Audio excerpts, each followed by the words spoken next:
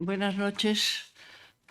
El Ateneo, en su labor cultural ya tan dilatada en el tiempo, siempre ha tenido como una dualidad. Por un lado, mirar al pasado, recordar los hechos históricos, recordar muchas cosas de nuestra historia, pero a la vez también una proyección hacia la vanguardia, hacia el futuro, y en este caso con el Instituto de Física de Cantabria llevamos una colaboración durante bastante tiempo que tiene además mucho éxito. En este caso vamos a hablar del origen del universo, ¿no? Nada menos.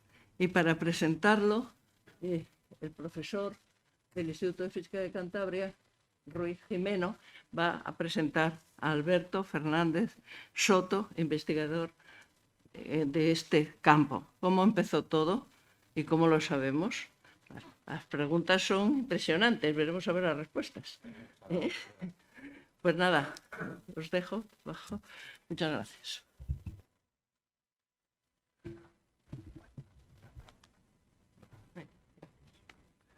Muy bien, muchas gracias. Bueno, es un placer esta charla, que por cierto es la última de este año, que organizamos desde el Instituto de Física de Cantabria, que continuaremos a partir de enero o febrero del año que viene con otro nuevo ciclo. Bueno, Alberto Fernández Soto, bueno, para empezar, debo decir que es un placer presentarle porque le conozco desde hace ya muchos años. Primero porque fue uno de mis mejores alumnos, tengo que decirlo así, hace bastantes años. Luego fue compañero y, a pesar de todo, también amigo, o sea, que es un gran amigo. Y bueno, su carrera, después de hacer la carrera aquí en Santander, pues fue meteórica. O sea, se ha dedicado a viajar por todo el mundo en el campo de la astrofísica, y ha viajado pues desde Australia, Estados Unidos, Italia, en fin, prácticamente se ha recorrido el mundo en etapas postdoctorales, especializado precisamente pues en cosmología observacional, o sea, distancias a las galaxias, movimiento de galaxias, etcétera, etcétera, de lo cual pues seguramente nos hablará porque tiene sus implicaciones precisamente en cómo el universo se ha ido desarrollando. Y yo creo que sin más preámbulos... bueno, una cosa también muy importante, ha publicado 2 libros de divulgación muy importantes, hay que decirlo. Uno de ellos, os voy a decir los nombres porque no me acuerdo exactamente. Uno de ellos es Orígenes, el universo, la vida y los humanos, que en realidad tiene 3 partes: el origen del universo, que lo ha escrito él; el origen de la vida, que lo ha escrito Carlos Briones; y el origen de los humanos, que está hecho pues por José María Bermúdez de Castro. O sea, son 3 científicos de gran renombre. Y últimamente ha escrito un libro, que todavía no lo he leído, tengo que leerlo, que se titula Tras el Big Bang, y que también es un bestseller como el otro, y que ha sido traducido tanto tanto en el castellano como al portugués y al italiano, si no me equivoco. Y bueno, y nada más, le dejo a él con la charla.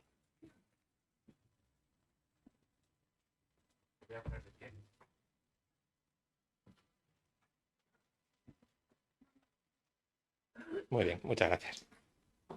Permitidme que me salga de aquí un segundito, porque así el cronómetro empieza a contar otra vez y así sé el tiempo que realmente llevo dándoos aquí la matraca. Bueno, lo primero, pues muchísimas gracias, por supuesto, al Ateneo de Santander por invitarme a estar aquí hoy, y a mi compañero Alberto por haber pensado dentro de este ciclo de ciencia en traerme hoy a hablaros de, bueno, pues cómo empezó todo y sobre todo cómo lo sabemos. Mi pregunta principal hoy: ¿cómo empezó todo? Pues bueno, pues sabéis eso del Big Bang, que se dice siempre, la gran explosión, el origen del universo. Y yo podría contaros, y de hecho lo voy a hacer en una diapositiva, pues 4 números que tampoco dicen gran cosa ni a vosotros ni a mí, pero sobre todo lo que me gustaría es contaros cómo sabemos eso. Muchas veces la gente dice de estas cosas, eso es una teoría nada más. Me han dicho que me puedo quitar la mascarilla. Si no os importa, me la voy a quitar. Hablaré más cómodo también. Muchas veces la gente dice esa frase de eso es solo una teoría. pues no es solo una teoría, es una teoría, o sea, la palabra teoría es una palabra maravillosa, quiere decir que es algo, un modelo que tenemos que explica cosas, ¿de acuerdo? No es necesariamente, no hay que confundirlo con una hipótesis, que es algo que podría ser cierto o no, pero no estamos seguros todavía. Esas teorías tienen muchísimas pruebas a su favor, y a lo que me voy a dedicar hoy, a lo largo de los próximos, pues espero que 45 minutos o así, es a explicaros, con un poco de suerte, de una forma más o menos clara, muchas de esas pruebas que tenemos de que realmente sabemos que el universo empezó de esa manera, ¿de acuerdo? Entonces, este es el programa. De entrada, como bien pone ahí arriba, y Alberto lo acaba de decir, yo me dedico a la observación.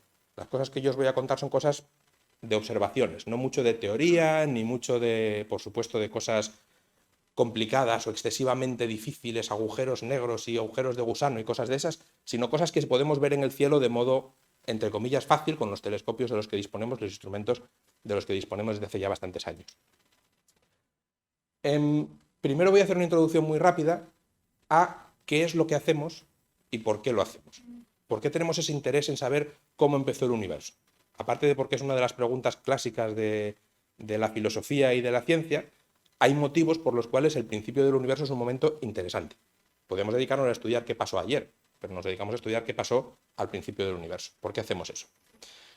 Después, como os acabo de decir, voy a explicar esas cosas que están ahí en negrita. No os preocupéis que lo voy a explicar, intentarlo al menos de la forma más clara posible. La serie de pruebas y de inferencias que nos permiten llegar a ese modelo del universo tal y como entendemos hoy en día que es. Y son esas que veis ahí. Primero unos modelos matemáticos, después la expansión del universo, de qué está hecho el universo, que es algo que podemos medir y que también nos da pistas sobre cómo empezó.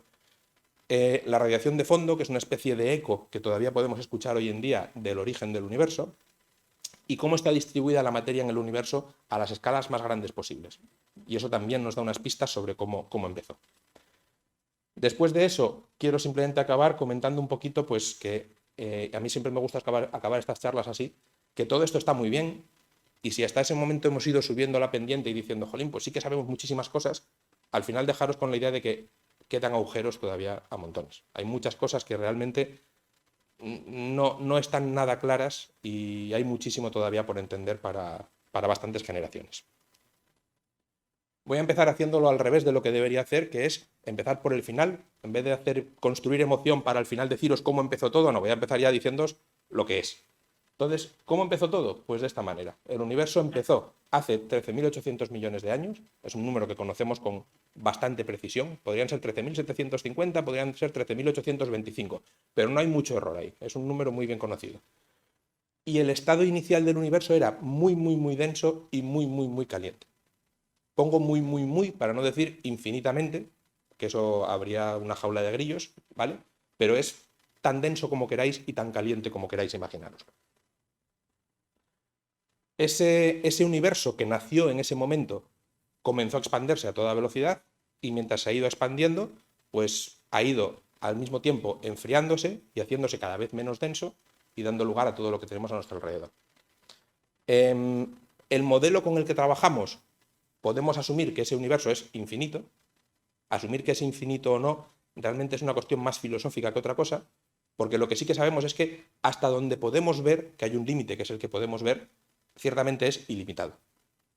Más allá, pues es cómodo decir que es infinito porque no tienes que imaginarte que haya una pared en ningún sitio, pero al menos no conocemos ningún límite.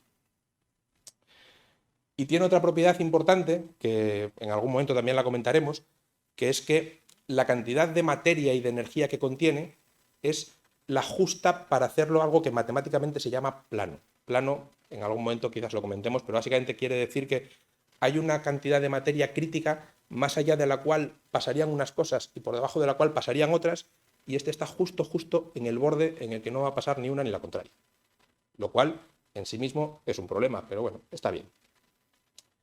Y como os he dicho, insistiré al final en que el 95% del contenido del universo no tenemos ni idea de qué es.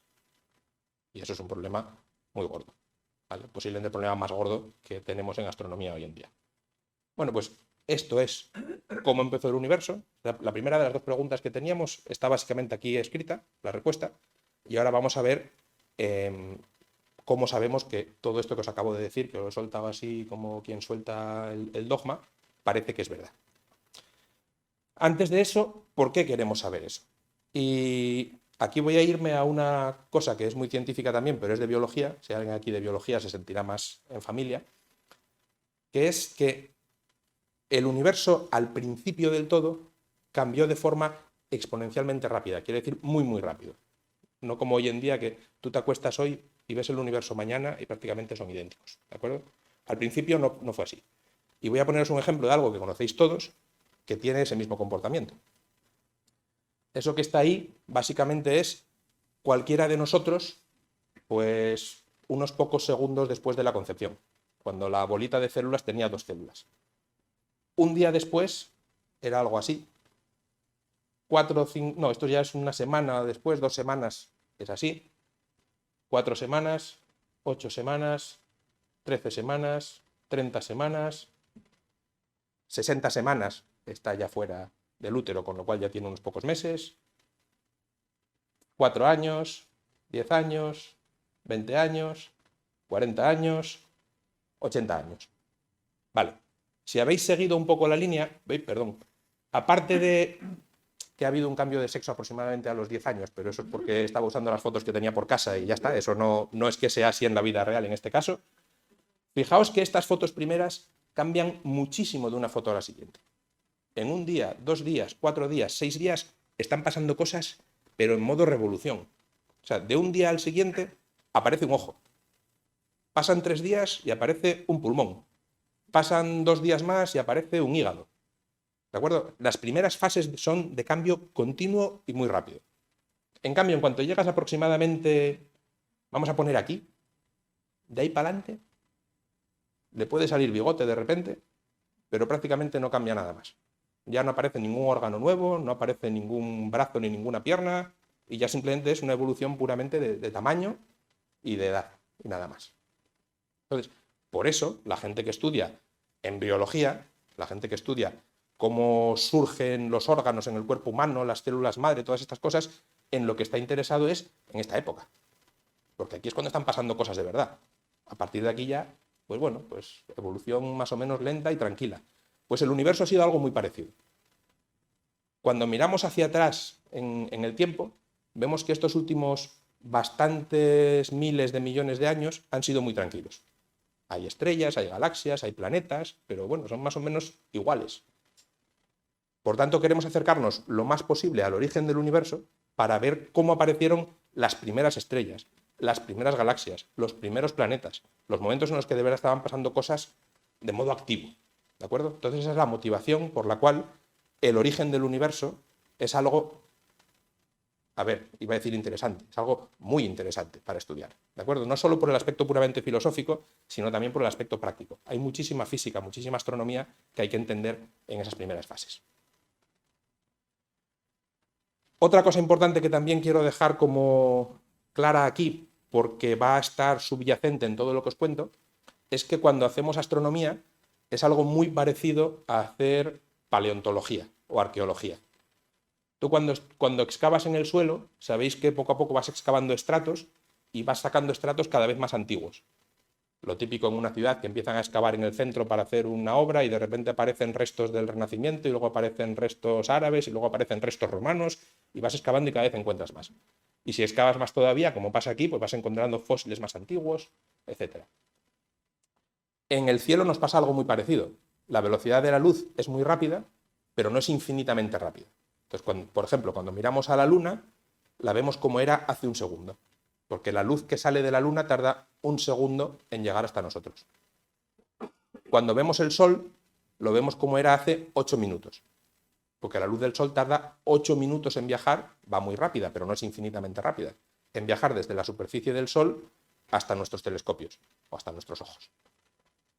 Cuando te vas a escalas un poquito más grandes, cuando miras estrellas que están a nuestro alrededor, ya no son minutos ni segundos, ya son años. Las estrellas más cercanas están a unos pocos años luz de distancia. La luz ha tardado unos pocos años en llegar. Pero cuando miras galaxias, ya no hablas de años, hablas de millones de años. Y cuando empiezas a usar telescopios realmente grandes y potentes, puedes ver galaxias para las que la luz ha tardado a lo mejor pues 5.000, 8.000, 10.000 millones de años en viajar desde allí hasta aquí. Es decir, cuando tú enfocas tu telescopio al cielo, básicamente tienes una máquina del tiempo. Y lo que haces es recoger fotografías de la antigüedad. Cuanto más lejos miras, más antigua es la imagen. Aquí hay otra cosa que también me gusta explicar con un ejemplo, pero que a veces la gente se marea. Cuando enseñas una foto de una galaxia, que es una galaxia muy vieja, muy vieja, muy vieja, muy vieja, muy antigua, a la vez es muy joven. ¿De acuerdo? Es exactamente igual que si encuentras una fotografía de tu bisabuela en el desván de casa. Tú encuentras una fotografía y esa fotografía tiene a lo mejor 100 años o 120 años, pero en ella tu abuela tiene 5 años. Es una imagen muy antigua, pero lo que ves en esa imagen es extremadamente joven. Lo mismo nos pasa cuando miras a galaxias muy, muy lejanas. Son antiquísimas, pero las vemos cuando eran muy jóvenes. Es lo que os decía antes, estás viendo esas primeras fases de la evolución, con un poco de suerte las puedes llegar a ver, entre comillas, en directo. Puedes comparar esa evolución a lo largo de miles de millones de años. ¿Vale? Con esto ya os he motivado de qué es lo que estudiamos, por qué nos interesa estudiarlo, y un poquito al menos esta idea de que los telescopios son máquinas del tiempo y por eso podemos realmente ver el pasado. Vamos allá. Esto es un poco lo mismo que os puse hace un par de diapositivas, pero con un dibujo. Esto somos nosotros, hoy en día, mirando el universo. Estamos rodeados de estrellas, de galaxias, de planetas, pero cuando el universo era más joven, la temperatura era cada vez más alta, nos acercábamos a ese origen que era infinitamente caliente, por decirlo mal y rápido. Entonces, poco a poco lo que pasaba era que esas estructuras que hoy vemos como bien formadas, galaxias, planetas, llegan a una temperatura a la que no pueden aguantar. Igual que un cubito de hielo se funde cuando lo calientas, o un vaso de agua hierve cuando la calientas, o incluso las moléculas del agua se acaban rompiendo cuando les das todavía más calor, llega un punto en el que se rompen no solo las moléculas, sino también los átomos, y las partículas subatómicas, las que no son totalmente elementales, también se rompen. Entonces suponemos que al origen del universo, cuando vas yendo hacia atrás, en el principio del todo, en las primeras milésimas de segundo del universo, lo que había era una sopa muy densa y totalmente inidentificada de partículas elementales, que poquito a poco, al irse enfriando, fue dando lugar a todo lo que vamos viendo hoy en día. De esto hablaré dentro de un poquito, pero quería un poco enseñaros esto como esta película de partiendo de partículas elementales básicas, se forman partículas elementales un poquito más complicadas. Alberto todo esto os lo sabe infinitamente mejor, protones y luego núcleos atómicos, luego átomos, esos átomos forman moléculas y a partir de ahí ya empiezas a formar objetos como los que vemos a nuestro alrededor. Nubes de gas, galaxias, planetas, estrellas, hasta hoy. Vale, todo esto está muy bien, pero ahora llega lo que os decía, pruebas. O sea, tenemos aquí algo palpable que puedas enseñarle a un juez y decirle, mire, tenemos evidencias fiables de que esto es verdad. Pues sí. Y voy a empezar dándoos una nota histórica, entre comillas, que es que todo esto que os voy a contar hoy realmente son solo los últimos aproximadamente 100 años. Hasta el año 1915-1920, la cosmología o la cosmogonía eran ramas de la filosofía o de la religión que se enseñaban en los departamentos de filosofía. Y los físicos o los matemáticos no se metían en esto porque esto no era una rama de la ciencia seria. Esto era puramente una cuestión para hablar debates filosóficos y nada más. ¿Qué pasa? Que, como seguramente todos sabéis, entre 1905 y 1915, el señor Albert Einstein tiene un montón de ideas geniales sobre cómo funciona la gravedad, cómo funciona el universo, revoluciona todo el conocimiento de la física, y una posibilidad que se abre, que algunos matemáticos tuvieron la agilidad suficiente para hacerlo, es decir, oye, y si cojo estas ecuaciones que dice el señor Einstein que se cumplen para cómo funciona la gravedad y cómo funciona la materia y demás, y las aplico a todo el universo, ¿qué me sale? O sea, ¿puedo aplicar esta ecuación y encontrar una solución y ver la solución de todo? Claro, haces unas aproximaciones absolutamente bestiales, o sea, el universo es completamente uniforme, la misma densidad, la misma temperatura, todo exactamente igual, y vamos a ver qué sale. Bueno, pues hay un grupito de físicos que son, para los físicos que puede haber aquí, los nombres los saben, pero las caras nunca las vemos. Aquí están Friedman, Robertson, Walker y Lemaitre, que son algunos de los que a partir de los años entre 10 y 20 del siglo pasado hicieron ese paso. Cogieron las ecuaciones de Einstein y las aplicaron al universo para ver cómo podía ser el universo. Por ejemplo, una cosa que sale enseguida es que el universo no puede ser estático. Porque si el universo fuera estático, estuviera completamente parado todo, como la fuerza de la gravedad es atractiva, eso implicaría que en cuanto una particulita aquí atraiga otra partícula aquí, va a hacer que se acerquen un poco.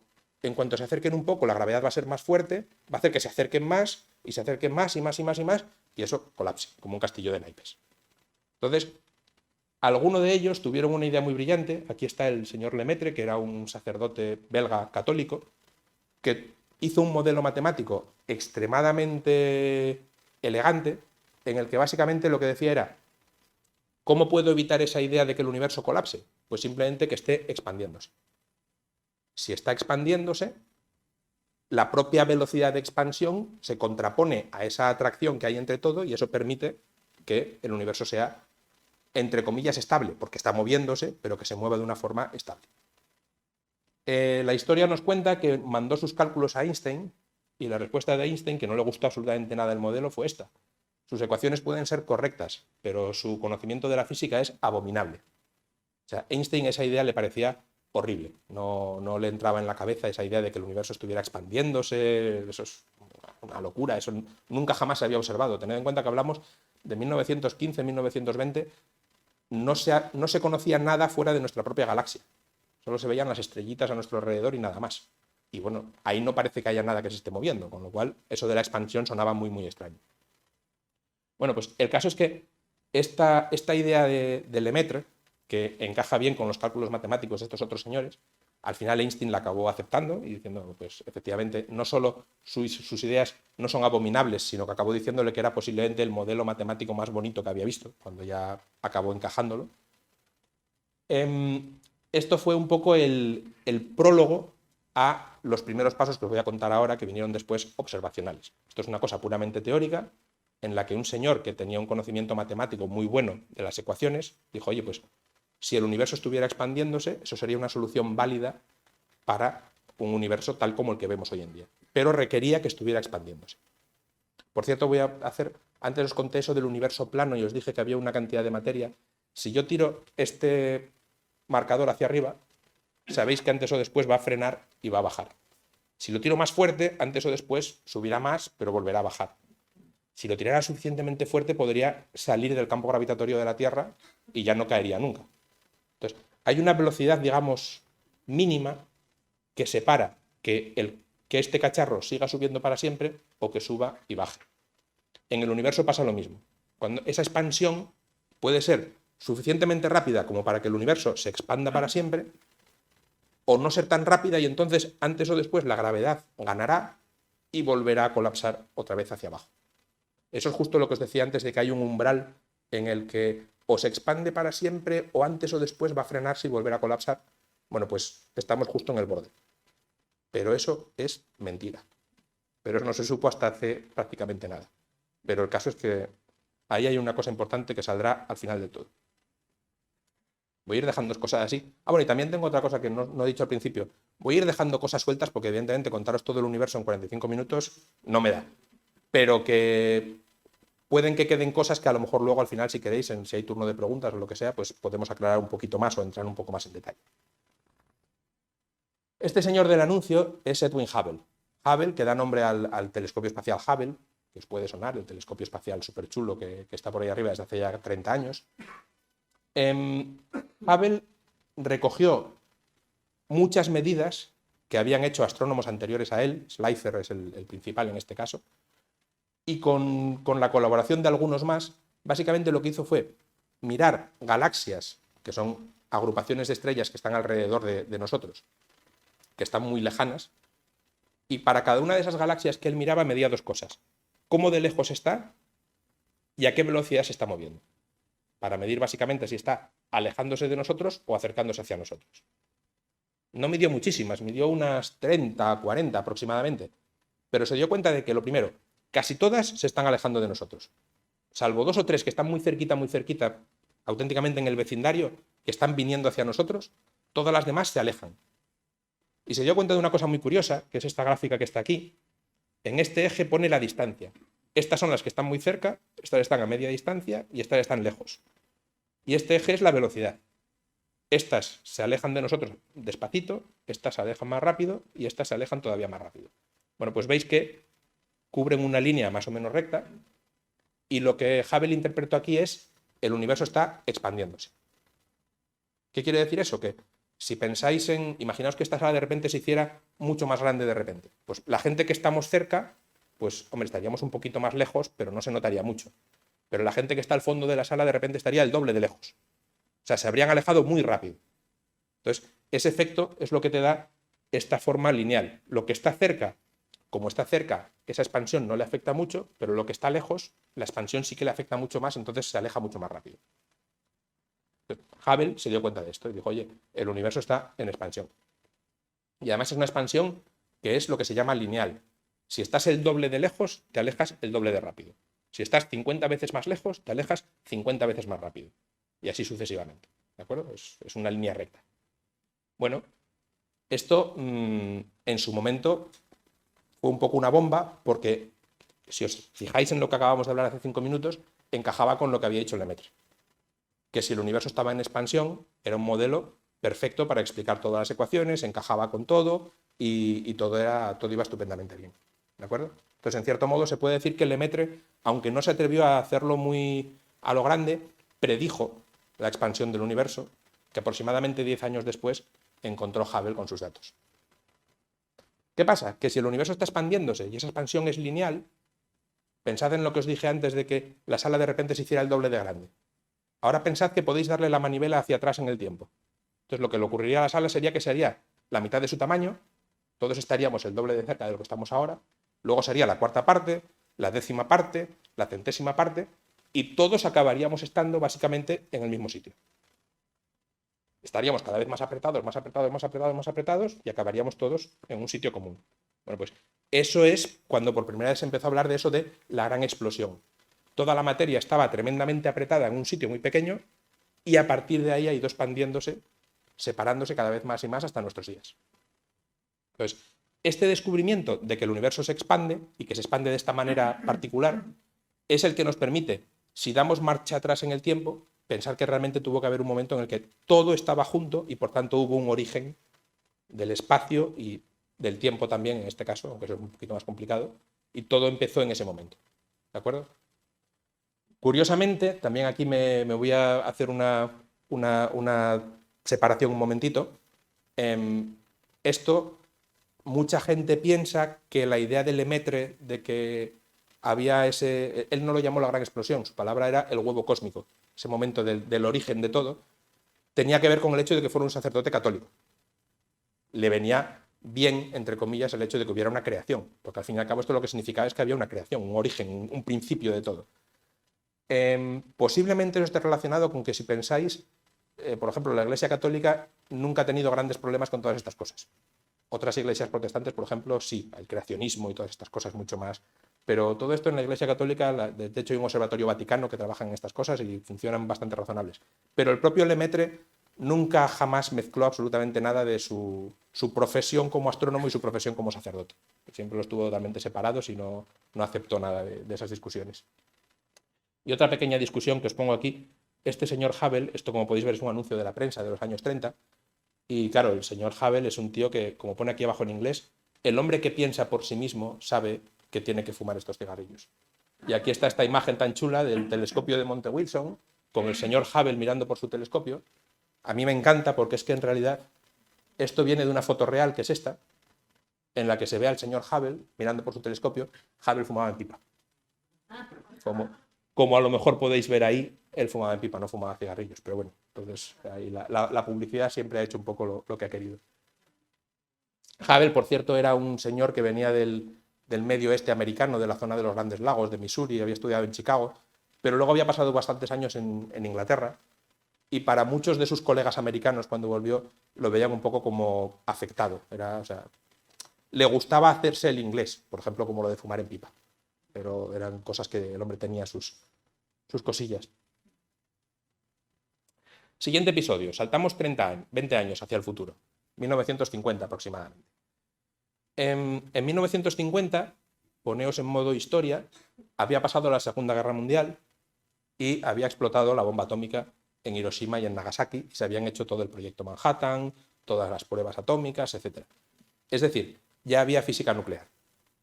Se conocían las ecuaciones que regían cómo funcionan los átomos, los núcleos atómicos, cuando los acercas a temperaturas muy altas y ves cómo reaccionan entre sí.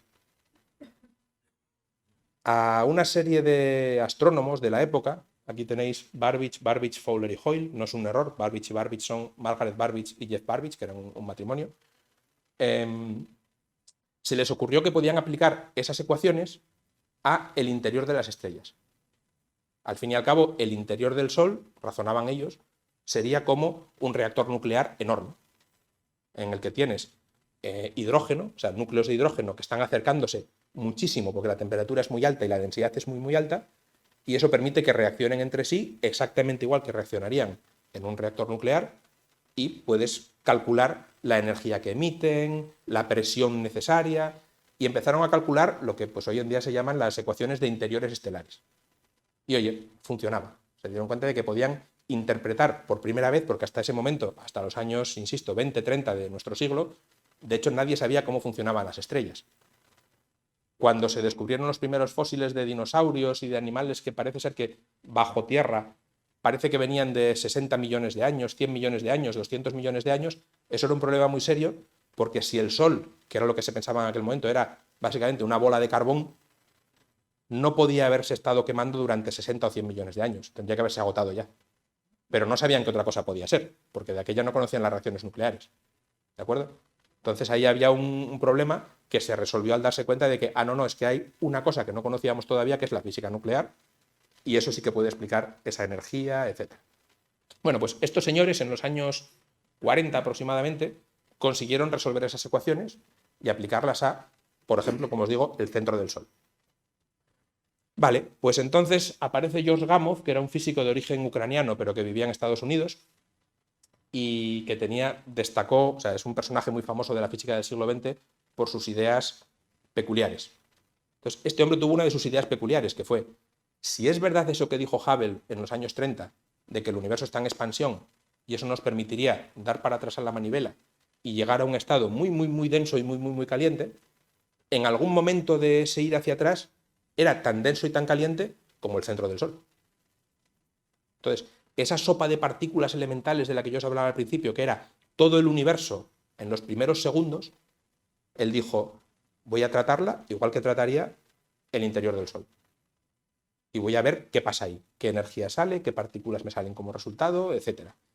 Y oye, pues efectivamente se puede calcular. Y tú puso a un estudiante a calcularlo, Alfer y Hermann, un colega también, otro colega suyo, hicieron todos los cálculos y lo que le salió fue, si creemos que el universo empezó en una fase extremadamente caliente, claro, al principio estaba tan caliente que ni siquiera los núcleos atómicos podían acercarse entre sí, o sea, se rompían continuamente, iban pegándose golpes unos a otros y no pasaba nada.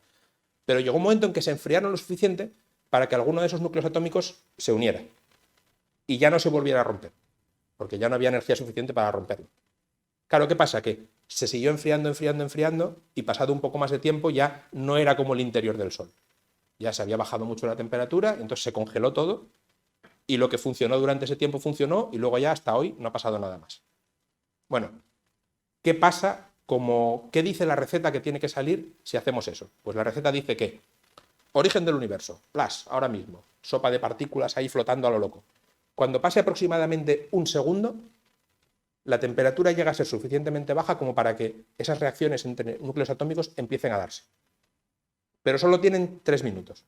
En cuanto pasen esos 3 minutos, la temperatura ya es demasiado fría y ya no vuelven a ocurrir reacciones nucleares nunca más, salvo en las estrellas. Vale, pues eso es lo que dicen las fórmulas matemáticas. Claro, de eso, pues será verdad o no será verdad, no lo sabemos. Pero eso deja una pista, que es cuando se acaban los 3 minutos, ¿de qué está hecho el universo? Y las cuentas de Gamow te dicen el 75% del universo básicamente es hidrógeno, que es el átomo más sencillo que hay. Es solo un protón y a su alrededor un electrón dando vueltas. Quiere decir básicamente que son núcleos atómicos que no llegaron a reaccionar nunca con nadie, porque en esos 3 minutos no les dio tiempo a hacer nada. O sea, se quedaron sueltos y ahí se quedaron, y eso es un átomo de hidrógeno hoy en día. Pero el 25% restante sí que le dio tiempo a fusionarse. Y no se fusionó en cualquier cosa, se fusionó sobre todo en helio, que es el segundo átomo más sencillo de la tabla periódica. Y el helio tiene varias familias, hay helio 3, hay helio 4, es helio 4. El helio 4 es el que mola, es el que es muy estable, es el que sale mucho, y el 25% del universo tiene que estar hecho de helio 4. Y todo el resto, basurilla. O sea, hay otros átomos muy ligeros, el berilio, el litio, que bueno, se ha formado, pero se formó nada, millonésimas de millonésimas de millonésimas, o sea, casi nada. Entonces, esto fue el cálculo de Gamow. Y Gamow lo publicó y dijo, oye, mira, si el universo de verdad empezó de la forma que Hubble dice que empezó hace 20 años, si hoy medimos un cacho de universo, tiene que ser 75% de hidrógeno, 25% de helio y lo demás, restos. Claro, a ti te dicen eso y tú miras alrededor y dices, colega, hombre, hidrógeno sí que veo porque el agua es H2O, tiene 2 hidrógenos, pero helio en la Tierra no hay nada, o sea, cero. Y, hombre, en la Tierra tenemos carbono, tenemos oxígeno, tenemos silicio, tenemos aluminio, tenemos hierro. O sea, no puede ser. ¿Qué me estás diciendo, Gamow? Bueno, pues desde ese día hasta hoy se ha medido muchísimas veces, no en la Tierra, que es un sitio muy rarito porque es una bola de metal que está flotando alrededor de una estrella y que ahí evidentemente se ha colapsado mucho material junto y muchos minerales y demás.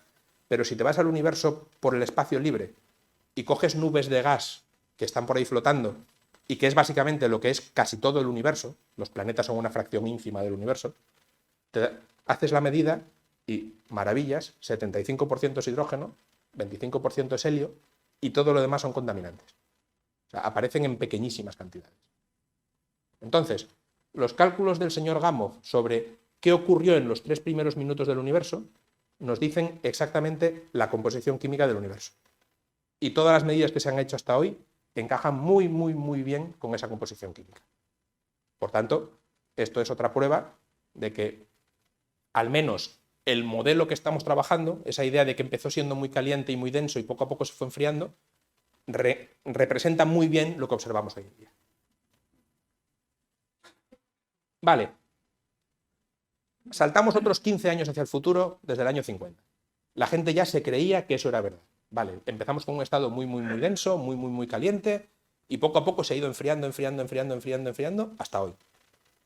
Vale, la pregunta es, ese enfriando, enfriando, enfriando hasta hoy, ¿qué quiere decir? ¿Cuál es la temperatura del espacio hoy? Vale, no aquí, porque aquí estamos al ladito del Sol, que nos está calentando, y la temperatura son, bueno, hoy hace frío, pues 5 grados centígrados. Pero estamos al lado del Sol, que nos calienta, o sea que no cuenta. Si saliéramos al espacio lejos y saliéramos con un termómetro en la mano, ¿qué temperatura mediríamos? Esa temperatura que al origen del universo era millones de millones de millones de grados, pero se ha ido enfriando, enfriando, enfriando, enfriando, ¿cuánto vale hoy? Claro, evidentemente no podemos salir con un termómetro al espacio. Pero la gente empezó a pensar, tiene que haber formas de medir la temperatura en el espacio. Entonces, una de las formas de medirlo es, cuando un cuerpo está a una cierta temperatura, emite luz. Eso lo sabéis todos porque habéis visto el hierro al rojo. El hierro está al rojo porque cuando se calienta emite luz y concretamente emite luz de color rojo. Si estuviera mucho más caliente, a lo mejor lo habéis visto también, emite luz más azulada, blanco-azulada, que es cuando está muy, muy caliente. Cuando vas bajando la temperatura, lo que pasa es que la luz que emitimos ya no la vemos con los ojos. Pero si habéis visto alguna vez una de estas cámaras de seguridad que se usan para visión nocturna, nosotros, nuestro propio cuerpo, emite luz, pero es luz infrarroja. Nuestros ojos no la ven, pero las cámaras de visión nocturna sí. Pero eso sigue siendo muy caliente. Nuestro cuerpo está, pues pongamos a 37 grados, que en valor absoluto, la temperatura que les gusta usar a los físicos, hay que sumarle 273 por motivos que nos gusta así. Entonces son unos 300 en esa escala. No, eso es muy caliente todavía. Hay que bajar bastante más. Entonces la gente empezó a hacer modelitos y a decir, bueno, ¿cuál será la temperatura del espacio exterior? Y había gente que decía que podía ser del orden de 20 grados, en esta escala, 20 Kelvin, que es la que significaría 250 grados bajo cero. Hay gente que decía, podrían ser 10, podrían ser 5. El caso es que se dieron cuenta en los años 60 ya de que poniendo antenas potentes que miraran hacia el cielo y haciéndolo con mucho, mucho cuidado, quizás se podría detectar esa luz que viene de todo el cielo y que te diría a qué temperatura está el espacio. Aquí hay una historia fascinante, que es que en los años 60 había un grupo en la Universidad de Princeton, había 2 grupos punteros en el mundo, uno en Princeton y otro en Moscú, que estaban diseñando instrumentos, experimentos para poder medir esto. y tenían ya una especie de prediseño, pensando en hacer una gran antena, montarla allí en no sé qué montaña, para intentar medir esto. Y al mismo tiempo había dos señores, estos dos, que eran radioastrónomos y que trabajaban para una empresa de telecomunicaciones, la Bell, una compañía de teléfonos que todavía hasta hace poco en Estados Unidos existía. Y habían hecho esta antena gigantesca para hacer los primeros experimentos de comunicación con satélites. Habían puesto un satélite en órbita y se comunicaban con él gracias a esta antena. Y como eran radioastrónomos, le pidieron permiso a la empresa para decir, oye, ¿podemos usar la antena cuando no esté haciendo cosas de satélites para ver el cielo? Y veían, oye, pues veían galaxias que emiten señales de radio, veían el Sol, veían Júpiter, veían los objetos celestes que emiten. Bueno, pues sí, y lo estaban haciendo. Pero se dieron cuenta de una cosa, que es que la antena detectaba un ruido que no sabían lo que era. Y hicieron todo tipo de virguerías para intentar eliminar ese ruido, porque estos tipos, eso hay que aclararlo siempre, el descubrimiento es casualidad, pero lo que no es casualidad es descubrirlo, ¿vale? Entonces, eran unos tíos muy inteligentes que conocían perfectamente el instrumento con el que estaban trabajando y sabían que ese nivel de ruido que estaban detectando, imaginad que compráis un CD y tiene que sonar perfectamente, pero de fondo suena continuamente. Y dices, ¿esto qué es? Y empezáis a sacar todas las conexiones, a limpiarlas, a volverlas a conectar, a comprobar que no haya ningún cable que esté pelado. Y ese ruido está siempre ahí. Pues exactamente eso mismo le pasaba a estos señores. Ellos miraban las imágenes del cielo y continuamente había un ruido de fondo que no sabían lo que era. Ese ruido de fondo venía de todas las direcciones a la vez. O sea, no era ni más intenso por la mañana ni por la noche, ni era más intenso hacia el norte ni hacia el sur. Era siempre el mismo ruido. Y era un ruido que para ellos era básicamente un agobio, no sabían lo que era aquello. Bueno, pues otra vez nos metemos en las historias. Perdón. Uno de ellos viajó a una reunión de astrónomos en un tren con Bernard Bark, que era un radioastrónomo del MIT de Boston, que casualmente conocía a los señores que estaban en Princeton pensando en hacer un experimento para detectar la señal, que bla, bla, bla, bla, bla, bla. Y le contó la historia. Dijo, mira, pues estamos mareadísimos porque tenemos esta señal que hace ruido, no sabemos lo que es, tenemos esta antena que es buenísima, que es enorme, que no debería tener nada de ruido y tiene este ruido y nos está fastidiando. Y este, como conocía a los otros, les dijo directamente, mira, coge este teléfono y llama a Princeton y di que te pongan con Dicke y cuéntaselo, que yo creo que le va a gustar lo que le vas a contar. Y también nos cuentan la historia, todo esto claro, es lo bueno de que sea en ciencia de hace solo 50 años, todo esto está muy documentado con las propias declaraciones de los señores. Dicke estaba en ese momento en su despacho con sus tres colegas, Peebles, Roll y Wilkinson, y cogió el teléfono y dicen que empezó a decir, sí, soy yo, sí, ya, cuéntame, ah, vale, un ruido, sí, ajá, sí, ¿y cuánto mide? Tanto, ¿y cómo lo medís? Así, vale, y, habló 5 o 10 minutos, colgó el teléfono y les dijo a los tres chavales, se nos han adelantado. Eso que llevamos años diseñando un experimento para medirlo, casualmente a 50 kilómetros de aquí lo están midiendo ya. Con una antena que no se hizo para eso, pero se dieron cuenta enseguida de que era exactamente eso. O sea, lo que estaban viendo era ese ruido de fondo que viene de todas las direcciones del universo, porque es que es la temperatura de fondo del universo lo que estaban viendo. Por eso no lo podían quitar, por más que intentaban ajustar sus parámetros y sus conexiones y todas las cosas, y por eso venía de todas las direcciones a la vez. Porque estamos rodeados de esa señal, de ese ruido de fondo. Es una especie de eco que nos llega por todas las direcciones a la vez. Esa temperatura, por cierto, se consiguió medir con aquel experimento y corresponde aproximadamente, redondeando, a unos 3 grados por encima del cero absoluto. ¿Vale? En aquel momento, por cierto, esto dio lugar también a una cosa muy bonita, que publicaron 2 artículos en una revista científica, básicamente muy sencillos, muy cortitos y muy monos, como de 3 o 4 páginas cada uno, pegados, uno aquí y otro aquí. Uno se titula Detección de una señal de 3 Kelvin proveniente de todo el cielo, bla, bla, bla, que puramente es el artículo técnico por el que estos tíos dijeron lo que estaban viendo, y en la página siguiente está el artículo de los otros, que dice la radiación de fondo que corresponde a el origen del universo, bla, bla, bla, bla, bla. Y los dos encajan perfectamente. O sea, de hecho, por algo los hicieron juntos, evidentemente. Bueno, esto les valió el premio Nobel a estos 2 señores, por eso aclaraba antes que está bien tener suerte, pero hay que ser muy capaz para tenerla también, pero no a los demás. El premio Nobel fue para los descubridores, no para los explicadores. Esta es una gráfica que también aunque parece una chorrada, es muy importante, es de las más importantes que os voy a enseñar en toda la charla. Esto es un mapa del cielo, ¿vale? Entonces, situaos que esto es como si fuera el típico mapa de la Tierra en el que estaría España aquí, aquí estaría Europa, aquí estaría África, aquí estaría América, porque es una proyección de algo que es esférico, pero lo que haces es como si fuera una naranja y lo abrieras, ¿de acuerdo? Entonces realmente esta parte de aquí se tocaría con esta parte de aquí, y esta parte de aquí se tocaría con esta parte de aquí, ¿vale? Es una esfera abierta. Lo que pasa es que en vez de ser la Tierra, es el cielo. Entonces, el polo norte estaría aquí, el polo sur estaría aquí, y así estaría todo el cielo a nuestro alrededor. Bueno, pues esto es el cielo como lo veían en el año 1965 con la antena de los laboratorios Bell, los señores Penzias y Wilson. Una señal que llega de todas las direcciones por igual, con la misma temperatura en todas las direcciones y sin ninguna característica de nada. Es todo igual. Ya está. Es el eco del origen del universo. Claro, alguien dijo ya desde el principio, a ver, si el universo hubiera sido realmente 100% absolutamente homogéneo, total y absolutamente homogéneo, seguiría siendo homogéneo hoy. Porque no habría, lo único que funciona es la gravedad, como os decía antes, y la gravedad funciona cuando hay algo que es un poquito más denso, tira de las cosas, atrae más, y al atraer más, atrae más, y va formando estructuras. Pero si todo hubiera sido absoluta y exactamente igual, no habría semillitas donde empezar a atraer cosas y formar cosas. Entonces, aquí digamos que estaba claro que tenía que haber algo más, pero bueno, con las antenas, con los telescopios que tenían en aquel momento, no podían decir nada más. Tuvieron que pasar 30 años para que el satélite COBE hiciera este segundo mapa del cielo. Entonces, ahora aquí se ve una cosa tremendamente gorda, pero eso es nuestra propia galaxia. ¿Vale? O sea, esto es como... Vale, no nos interesa. Esto es el vecindario local. Esto es nuestra galaxia que emite luz y por eso está ahí molestando. Pero por aquí arriba sí que se ve que ya no es exactamente homogéneo.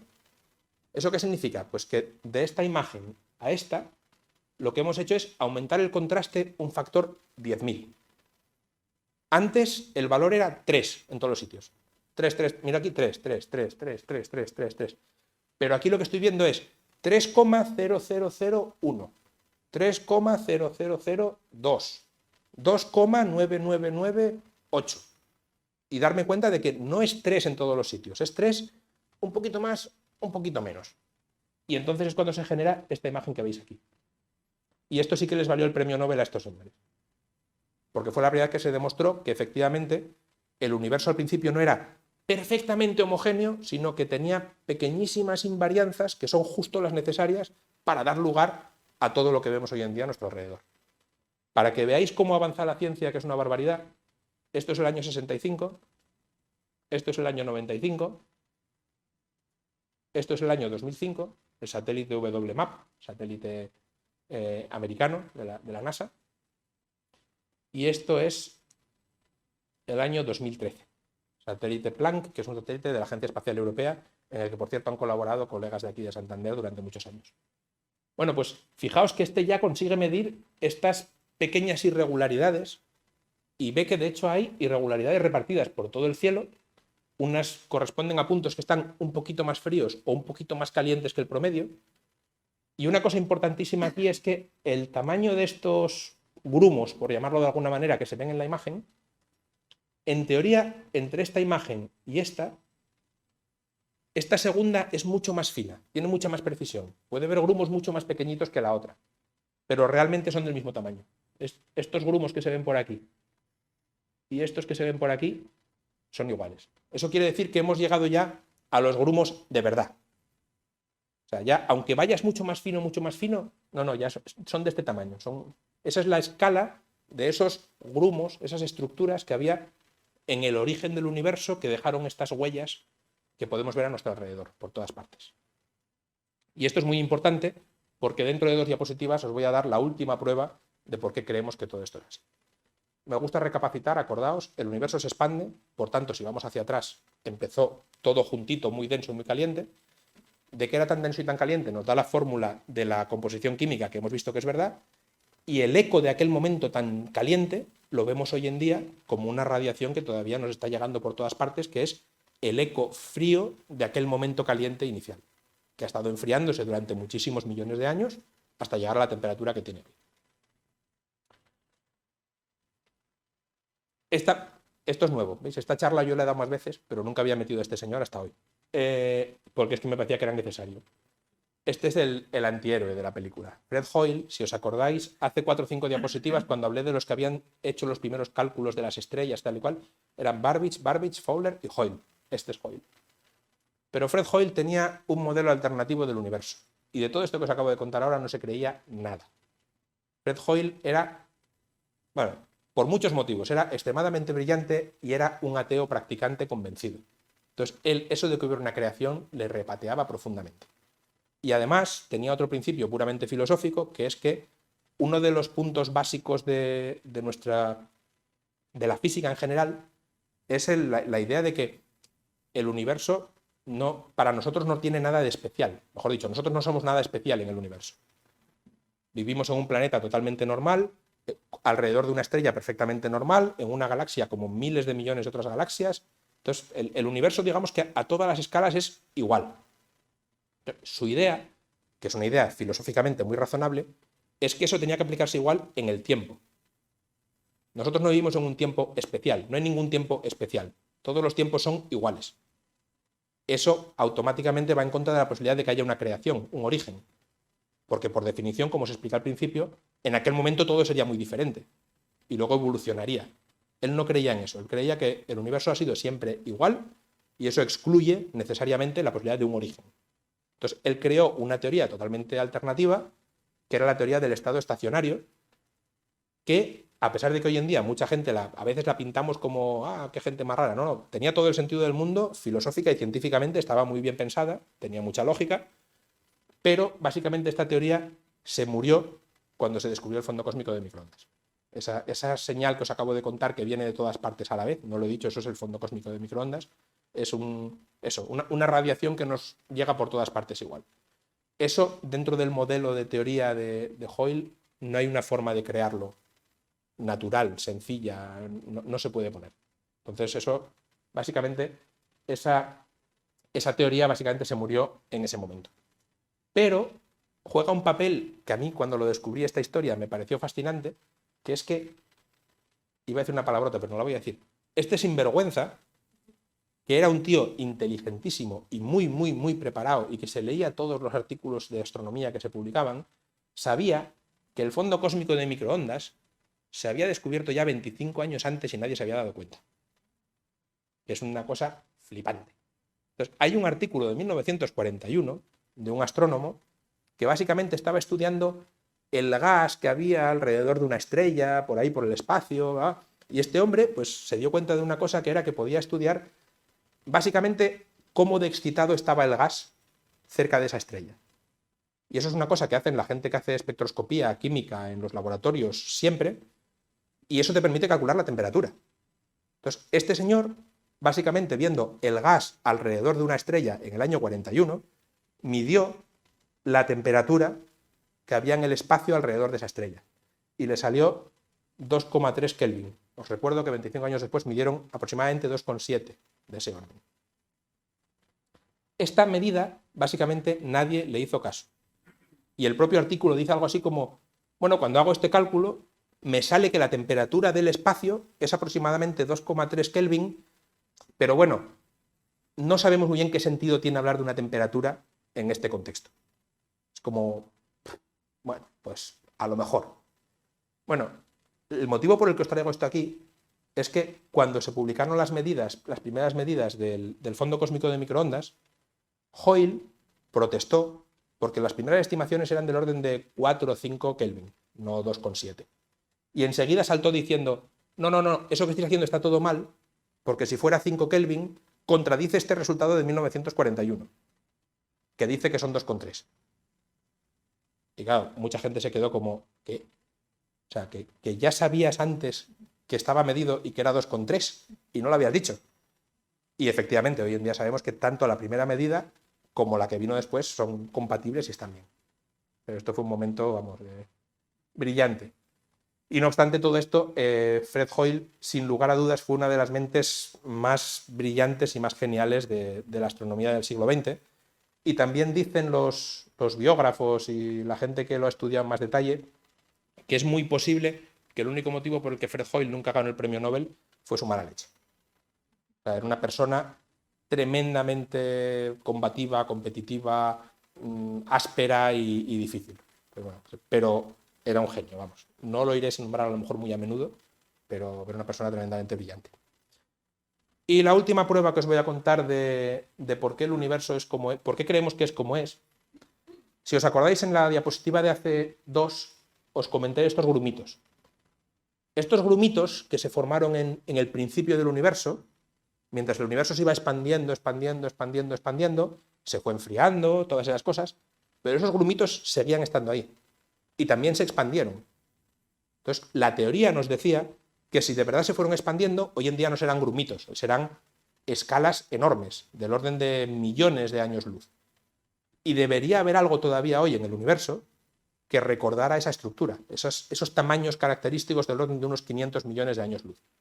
Bueno, pues solo cuando a partir del año 2000 se consiguieron medir las posiciones en el espacio de cientos de miles o incluso de millones de galaxias individuales, se encontró que aparecen, si quieren aparecer, esto está tremendamente exagerado, esto no es real, pero es para daros una idea, aparecen estructuras que tienen un tamaño característico que corresponde a eso, unos 500 millones de años luz, que si das la máquina atrás del tiempo y dejas que vayan haciéndose más pequeños, hace 13.800 millones de años tenían el tamaño justo que se ve en la otra imagen. Es decir, estamos viendo en la distribución de materia hoy una especie de marca fósil de la distribución de materia que vemos en el origen del universo. Es como si tuviéramos una regla hoy y esa regla hace 13.000 millones de años y vemos que coinciden perfectamente. Y de hecho, una de las razones por las cuales la edad del universo se mide tan bien es precisamente porque encajan esos dos tamaños físicos. Lo que vemos hoy y el tamaño que tenía entonces. ¿De acuerdo? Esto, pues ya veis, esto es de 2005. Esto es de antes de ayer. Esto no tiene ni el Nobel todavía. Lo tendrá algún día, yo creo, pero de momento no lo tiene.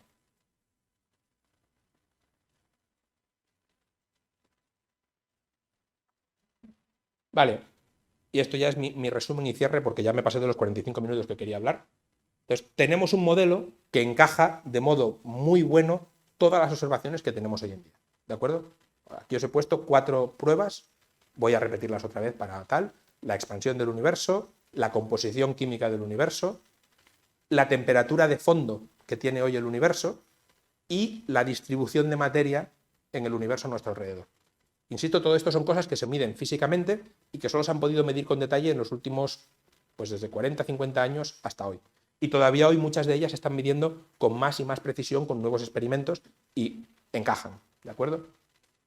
Entonces, como os dije al principio, que ya os lo había vendido al principio, tenemos un universo que, al menos aparentemente, vamos a decir que es infinito, es ilimitado, ciertamente, que surgió hace 13.800 millones de años, ponle o quítale 100, pero no más, a partir de un estado muy, muy denso y muy, muy caliente. ¿Problemas?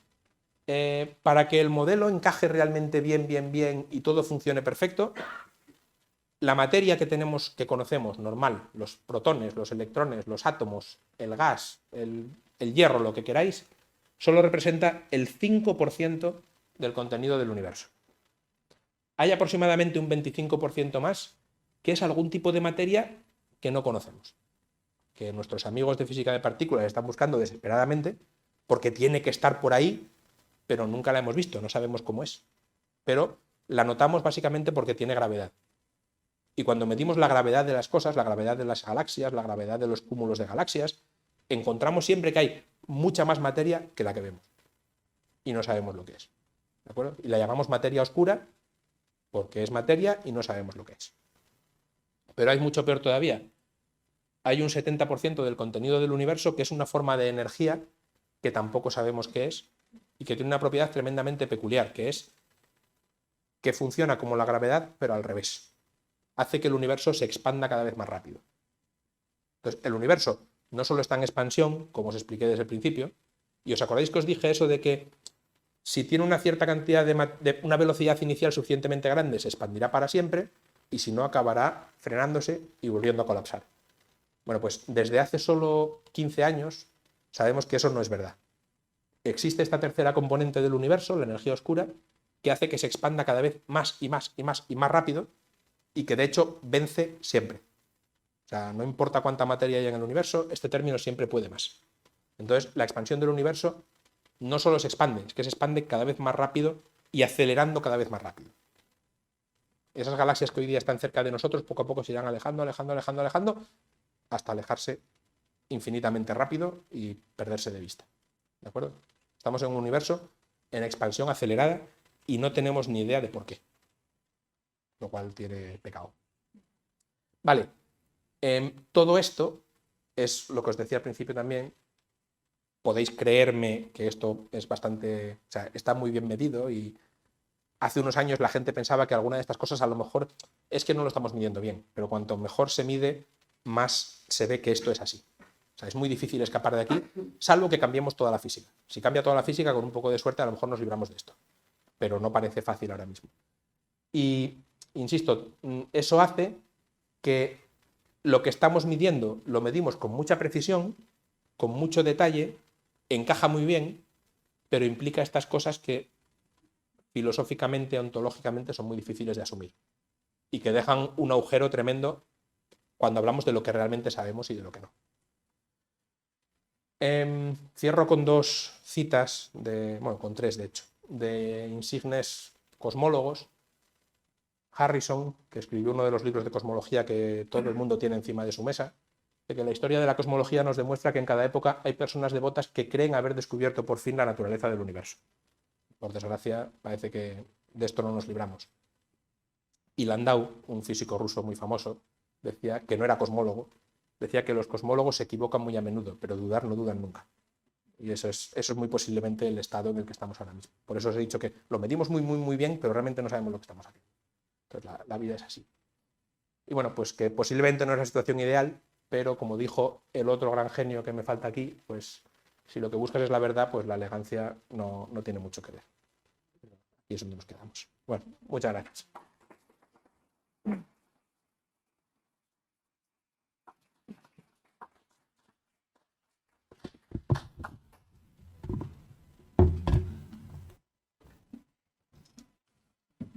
Muy bien, Alberto, muchas gracias por la charla, que yo creo que os habrá gustado, ha sido muy amena y podéis hacer preguntas ahora.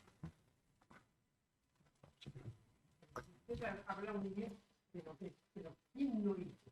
Numerosos científicos de primera fila definen la existencia de Dios, una inteligencia universal, una fuerza creadora, una presencia cósmica, o como queramos llamar. En realidad, hay una clase de inteligente que trata de crear fenómenos mundial en nuestro universo. El astrofísico peor que este apoya el salido. Cuando estudiamos todas las pruebas con existencia de pensamiento que están incitados en alguna gente sobrenatural. También de la opinión Roberta, fundador del Instituto de Estudios Espaciales de la NASA, dice que de Harvard. También está Alfredo Euler, uno de los astrofísicos más prestigiosos de todos los tiempos. Dice que en la naturaleza no hay fuerzas ciegas profundas del entorno. Las cifras que calculamos a partir de esto se parecen cada innovadora que ponen este caso que fuera de toda vida. Hoy no solo consideraba imposible la formación de formas sin la acción de alguna clase de inteligencia creadora, sino también el cumplimiento de la vida en nuestro planeta. Y hay unos de científicos que dicen que opinamos. Voy a empezar saliendo por el lateral. Lo que opine yo va a dar igual, en el sentido de que el punto de vista, yo diría que general.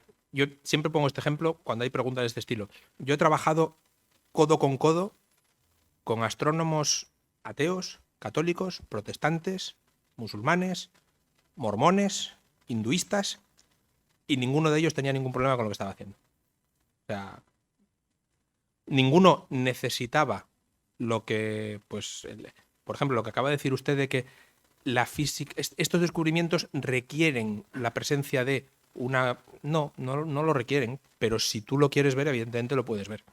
Y nadie te va a decir que no. Porque, no tenemos ninguna prueba en ninguna de las dos direcciones. Entonces, ya le digo, si alguien tiene una visión teísta y quiere ver una inteligencia superior y dice, bueno, pues si el universo se generó hace 13.800 millones de años, tuvo que ser porque alguien quiso. Bueno, pues es una discusión filosófica, eso ya lo hacía, no sé, Santo Tomás, pero también puedes decir que no. No da argumentos ni en una dirección ni en la contraria, yo creo. ¿Más preguntas? Sí. Bueno, gracias, felicidades por la charla. Y quería preguntarte, con esto de Gamow, de que partiendo de esa sopa primordial, tenía la composición del universo, ¿por qué no encontraba materia oscura? Muy buena. A ver, Gamow parte de un estado inicial en el que básicamente lo que tienes son, bueno, en su caso, protones y neutrones. Entonces, cuando tienes protones y neutrones a una cierta temperatura, con unas ciertas condiciones, eso reacciona de una cierta manera. Ahí la materia oscura, entre comillas, no pintaría nada, porque primero, no interactúa con las demás partículas, con lo cual no se mete en las reacciones, digamos, no molesta, es como si fuera transparente, y su única acción es a partir de la gravedad. Y como la gravedad en esto no pinta nada, o sea, estamos hablando de un estado en el que la materia es tan densa y tan caliente que todo está dominado por las fuerzas nucleares. La gravedad, o sea, entre un protón y un neutrón, la gravedad les da exactamente igual. Entonces, la materia oscura no pintaría nada. Entonces, digamos que en ese contexto no pintaría nada. No obstante, cuando haces cálculos mucho más finos hoy en día con la evolución del universo como un todo y demás, si no metes materia oscura, no reproduces lo que estamos viendo hoy en día. Pero no la composición química no tiene problemas. Pero la distribución de materia, por ejemplo, y demás, requiere presencia de materia oscura.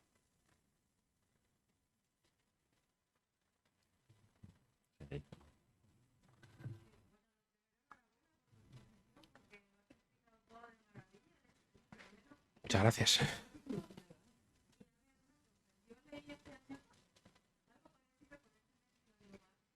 La teoría que explicaba el universo, algo así como que era incompatible con la teoría que explicaba las partículas más pequeñas. No sé si me pueden aportar algo.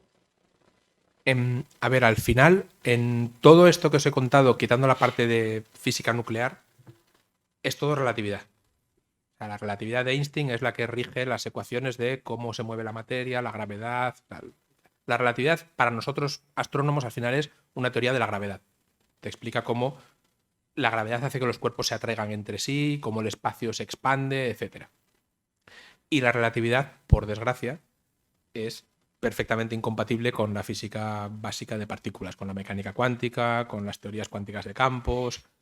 Y hay gente, vamos, varios órdenes de magnitud más lista que yo, que lleva trabajando en eso muchos decenios y no hay... O sea, aparecen estas cosas que a la gente le encanta hablar de ellas, las teorías de cuerdas, las teorías supersimétricas, las teorías de branas, 1000 cosas que se supone que son pasos en esa dirección, pero que me perdone Alberto, pero yo las veo como, o sea, sí, pasitos, pero no sabemos. Y realmente, como bien dices, no lo recuerdas mal, es así. Esa teoría que explica lo más grande que es el universo, incluso el universo en sus etapas iniciales, digamos, cuando era pequeño, y la teoría básica de partículas elementales, hay un momento en el que chocan. Ahí no sé si quieres añadir tú algo, Alberto, porque es... No, yo creo que lo has dicho claramente. Lo que pasa es que a su vez son compatibles en el sentido de que para estudiar los instantes primeros del universo, sin embargo, hace falta la física de partículas, porque ahí el universo es opaco, ¿no? Sí. Digamos que eso que os he contado yo empezaría cerca del primer segundo. Con la física que entendemos bien hoy en día, rascas hasta, no sé, una millonésima de segundo, una billonésima de segundo. De ahí para atrás, ¡pum! Pero bueno, en algún momento teníamos que dejar de entenderlo, jolín.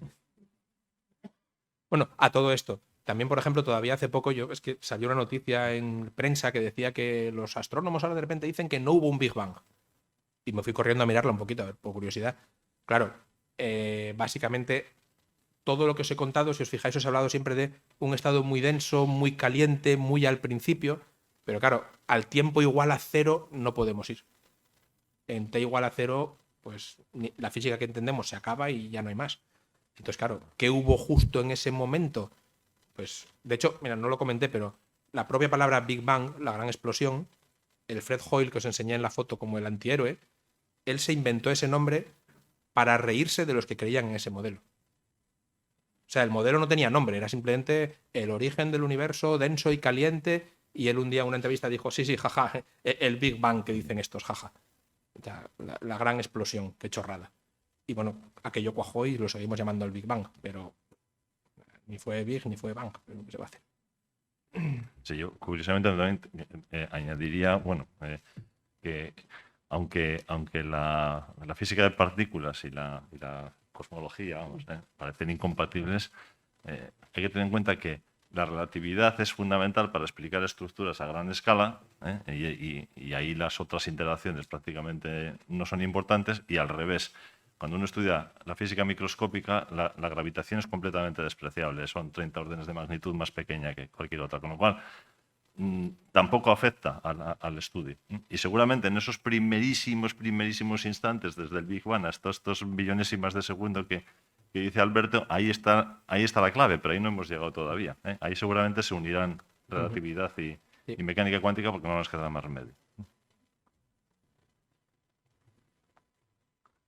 Muy bien. Bueno, pues yo creo que le agradecemos nuevamente a Alberto y os esperamos en la próxima conferencia. Muchas gracias.